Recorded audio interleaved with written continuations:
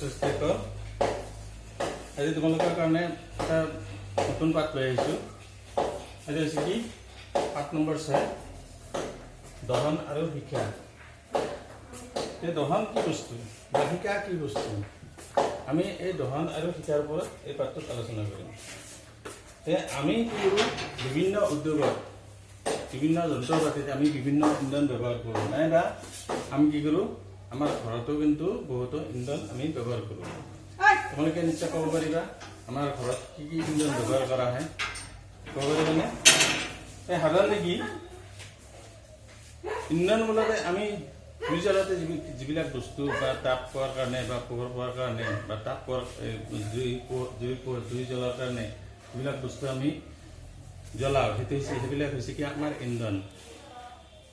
আমাৰ ঘৰুৱা ইন্ধন আমি ৰন্ধা বঢ়া কৰোঁতে বা পোহৰ পোৱাৰ কাৰণে আমি কি কৰোঁ, বহুতো ইন্ধন ব্যৱহাৰ কৰোঁ।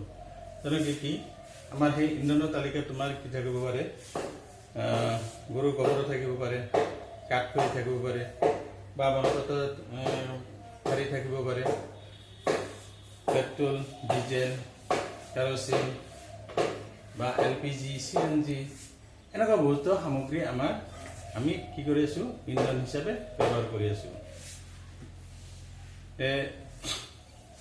তোমালোকে আৰু এটা বস্তু লক্ষ্য কৰিছা, তোমালোকে কি মমবাতি এটা জ্বলোৱাৰ লগত কিন্তু তোমালোকে পৰিচিত। আমি কি কৰোঁ, মমবাতি জ্বলাওঁ, হয়নে? এতিয়া মমবাতি এটা জ্বলোৱাটো মই দেখাইছোঁ। মমবাতি এটা জ্বলোৱাটো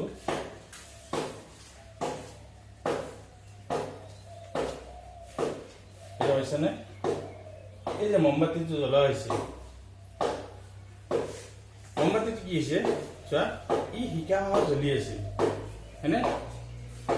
তাৰমানে জুইৰ এটা লেলিহান আমি দেখা পাইছোঁ, শিকা এটা আছে। কিন্তু এঙাৰ বা কয়লা এইবিলাক জ্বলাটো তুমি দেখিছানে? এঙাৰ বা কয়লাটো কেনেকৈ জ্বলে? এঙাৰৰ জ্বলনটো দেখিছা? এই এঙাৰ বা কয়লাৰ জ্বলনটো কিন্তু তেনেকুৱা তোমাৰ শিকাৰ সৃষ্টি নহয়। গতিকে ইন্ধনটো জ্বলিলেও তাৰ কি আছে, কিছুমান বৈশিষ্ট্য আছে। কিছুমানত শিকা উৎপন্ন হয় আৰু কিছুমানত শিকা উৎপন্ন নহয়।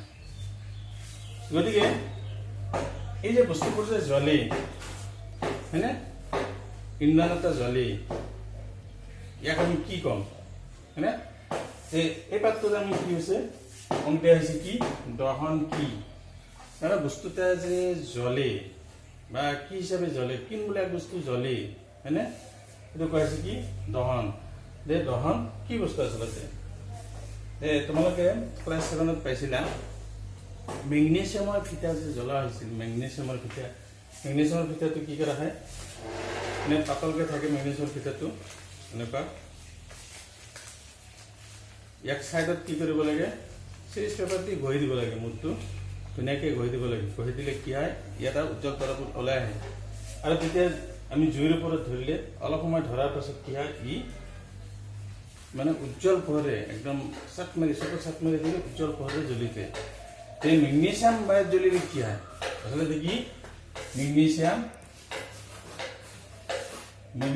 যেতিয়া তোমাৰ বায়ুত জ্বলে, তাৰমানে অক্সিজেন লগ লাগি উৎপন্ন হয় কি আমাৰ মেগনেছিয়াম অক্সাইড। মনত আছে নিশ্চয়, মোৰ ক্লাছ 7ত পাইছিলা তোমালোকে। মেগনেছিয়াম অক্সিজেনৰ লগত লগ লাগি কি কৰে, উৎপন্ন কৰে মেগনেছিয়াম অক্সাইড। এইটো চোৱা, মেগনেছিয়াম আৰু অক্সিজেন এই দুটা কিন্তু বেলেগ বেলেগ উপাদান, বেলেগ বেলেগ মৌল। কিন্তু যেতিয়া ই মেগনেছিয়াম অক্সাইড উৎপন্ন কৰিছে, এটা যৌগ, কিন্তু এই মেগনেছিয়াম অক্সাইডৰ লগত মেগনেছিয়াম বা অক্সিজেনৰ কোনো মিল নাই, গুণগত কোনো মিল নাই। ই এটা সম্পূৰ্ণ নতুন উপাদান বা নতুন বস্তু উৎপন্ন কৰে। ঠিক তেনেকৈ তোমাৰ আমি জানো কি তোমাৰ এঙাৰো বায়ুত জ্বলে, হয়নে? এঙাৰ এটা যদি আমি কি কৰোঁ, চেপেনাৰ সৈতে ধৰি আমি জুইৰ ওপৰত বা মমৰ ওপৰত যদি বনচন বাৰ্ণাৰ ওপৰত যদি আমি কিছু সময় ধৰি থাকোঁ, তাত কি হ'ব, এঙাৰটো লাহে লাহে জ্বলিব, হয়নে? কিন্তু তাত আমি শিকা দেখা নাপাম। ঠিক তেনেকৈ কয়লা কিন্তু বায়ুত জ্বলে। এতিয়া চোৱা, কয়লা আৰু এঙাৰ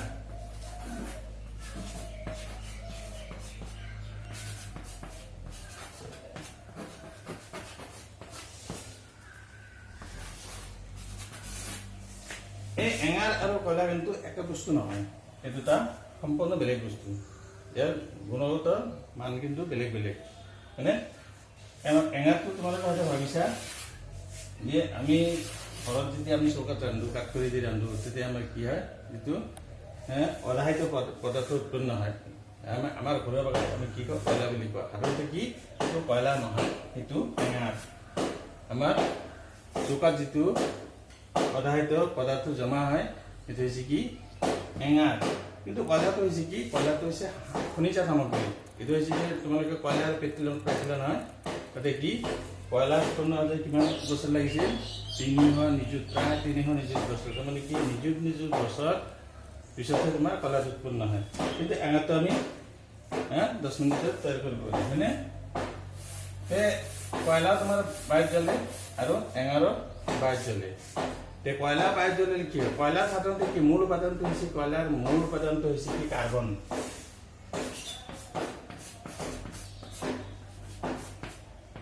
মূল উপাদানটো কাৰ্বন, আৰু সেই কাৰ্বন যেতিয়া তোমাৰ কি হ'ব, অক্সিজেনৰ লগত লগ লাগিব।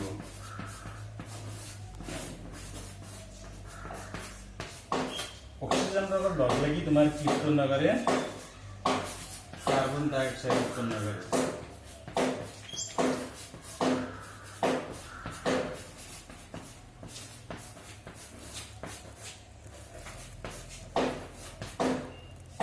লগত উৎপন্ন কৰিব তোমাৰ কি তাপ। এই দুটা বস্তু উৎপন্ন কৰাৰ কাৰণে বেলেগকে তাপ আৰু কি উৎপন্ন কৰিব, পোহৰ।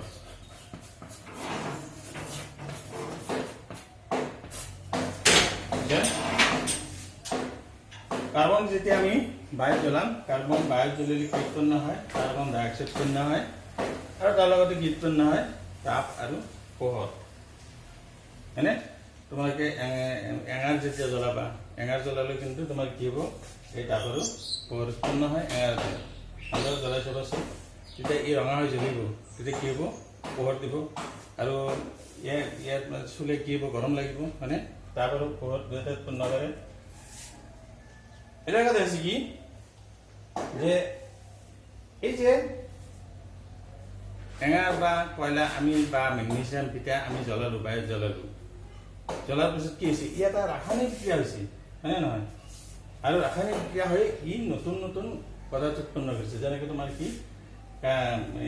তোমাৰ কয়লাটো বায়ুত যেতিয়া পুৰিছে, পুৰাৰ পিছত কি হৈছে, কাৰ্বন ডাই অক্সাইড গেছ তাপ আৰু পোহৰ উৎপন্ন কৰিছে। এইটো হৈছে কি, কাৰ্বন ডাই অক্সাইড গেছটো আমাৰ নতুন বস্তু, তাপ উৎপন্ন হৈছে, পোহৰ হৈছে, এই নতুন বস্তু হয়নে।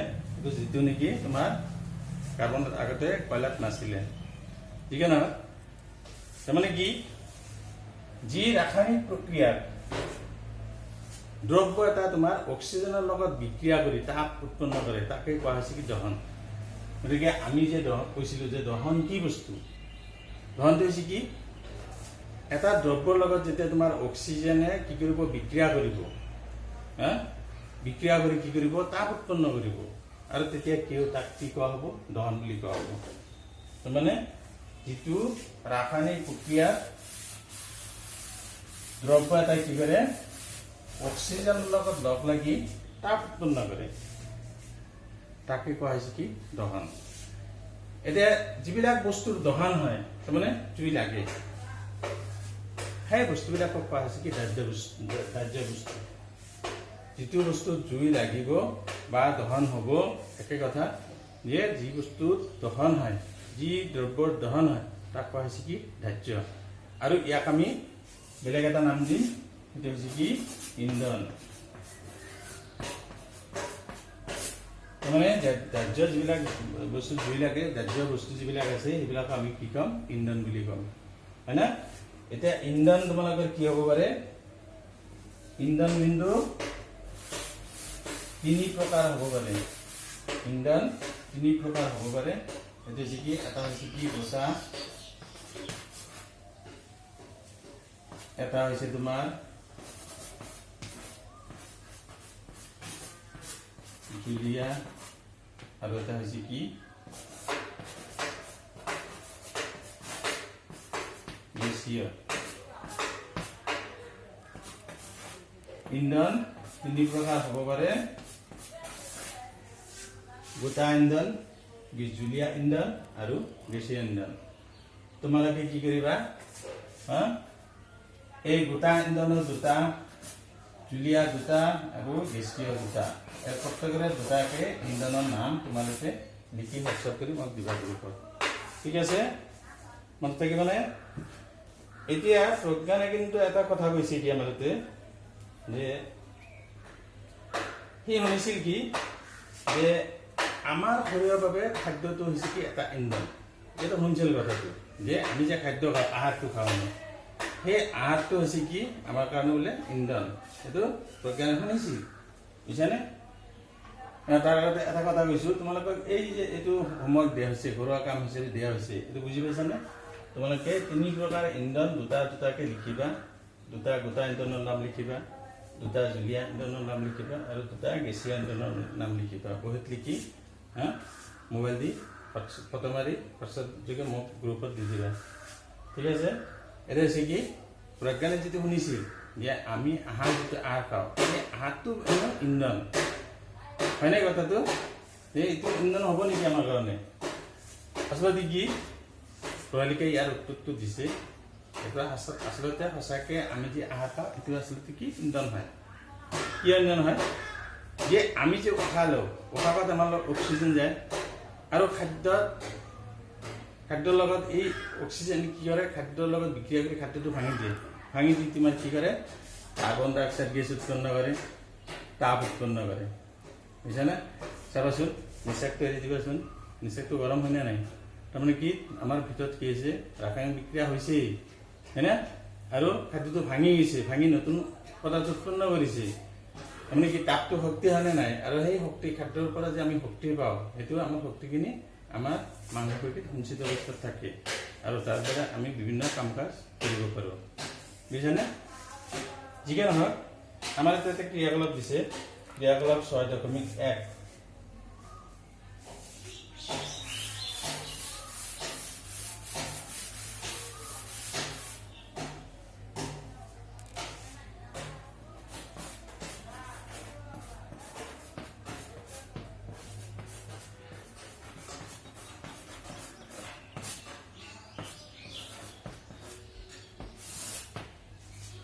ইয়াত কি কোৱা হৈছে, তোমালোকক কিছু বস্তু যোগাৰ কৰিব দিছে। যেনে তেনে আমাৰ চৌপাশত যিবিলাক বস্তু পাওঁ, তাৰ পৰা যিমান পাৰা বস্তু সংগ্ৰহ কৰিব দিছে। তাৰপিছত তোমালোকৰ মমো থাকিব পাৰে, ডেছলাৰ থাকিব পাৰে, কাগজো থাকিব পাৰে, কাঠ, শিলগুটি, বালি, মাটি, কাঁচ, টিন, হয়নে, লোৰ গজা, এনেকুৱা যিমান পাৰা তোমালোকে বস্তু সংগ্ৰহ কৰা। সংগ্ৰহ কৰি তোমালোকে কি কৰা, এনেকৈ এখন তালিকা তৈয়াৰ কৰা।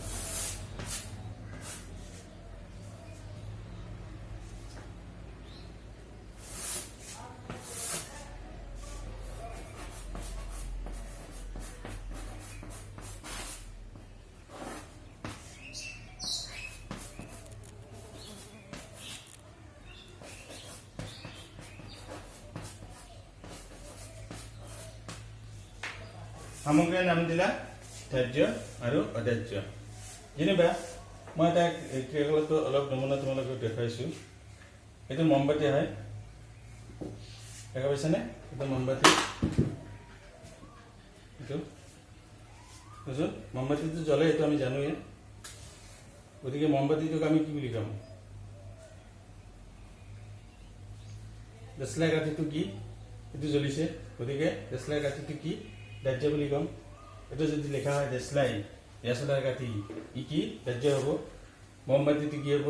ধাৰ্য হ'ব, হয়নে?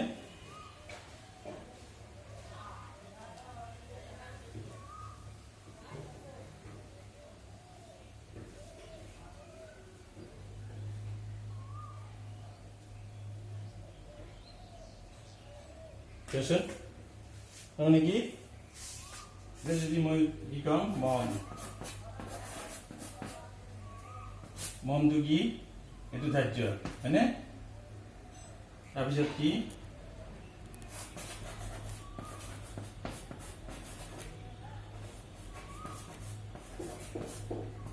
দেশলাই কাঠি, এইটো আমাৰ কি? ধাৰ্য। কাগজ, কাগজটি কি হ'ব আমাৰ কাগজটো যে আমি কাগজৰ টুকুৰা এটা যদি জুইত ধৰোঁ ভাবিছোন কাগজৰ টুকুৰাটো কি হৈছে জ্বলিছে নিশ্চয় দেখা পাইছেনে জুই জ্বলিছে গতিকে এইটো কি হ'ব তাৰ কাৰণে এইটো আমাৰ কাৰণে ধাৰ্য হ'ব হয়নে এটা চাচোন মাৰাপাতত ঠানি এইটো যদি ধৰা হয় এইটো জুই লাগিছে হয়নে এইটো ধাৰ্য বুলি ক'লে কি হ'ব তেনেহ'লে ই আমাৰ কাৰণে ইন্ধন কিন্তু যিটো জুই লাগিছে সেইটো আমাৰ কাৰণে ইন্ধন যিবিলাক ধাৰ্য সেইবিলাকে আমাৰ কি ইন্ধন এইটো চাচোন এইটো কি দেখা পাইছানে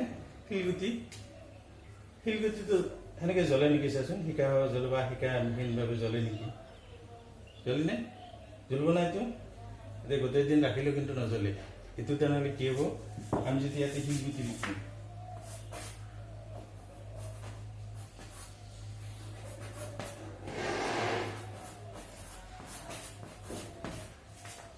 শিলগুটিটো আমাৰ কাৰণে কি হ'ব